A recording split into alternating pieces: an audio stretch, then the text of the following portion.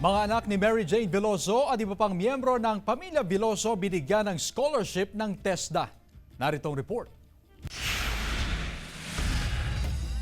Full scholarship program ang ibinigay ng pamunuan ng TESDA Nueva Ecija para makapag-aral ang mga anak at iba pang mga kaanak ni Mary Jane Veloso. Ayon sa ina ni Mary Jane, malaking tulong ang scholarship para makapagpatuloy sa pag-aaral ang kanyang mga apo na sina Mark Darren, 16 anyos, at Mark Daniel, 22 anyos. Binigay nating voucher kay nanay yung kanina, ibig sabihin po nun hindi lamang sa isang tao.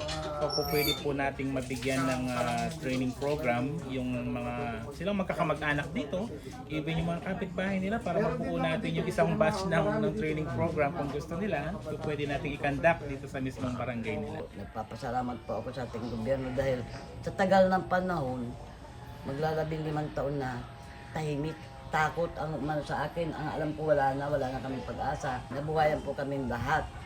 Naalis po lahat ang mga agam-agam, mga hindi magaganda sa isipan namin. Salamat po dahil tatanggap po ako ng ganun. Hindi ko po sasayangin po. Ano talaga yung gustong kurso mo pag nakatapos ka?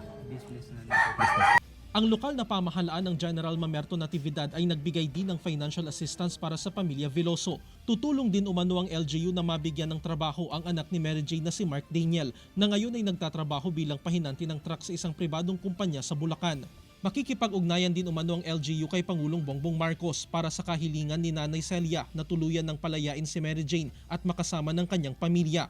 Habang papalapit ang araw ng pagdalaw ni Nanay Celia kay Mary Jane sa Indonesia at pagpapauwi rito sa Pilipinas, ay lalo umanong nasasabik ang ina na mayakap ang kanyang anak. Jarek Pasilyao, 1 North Central Luzon.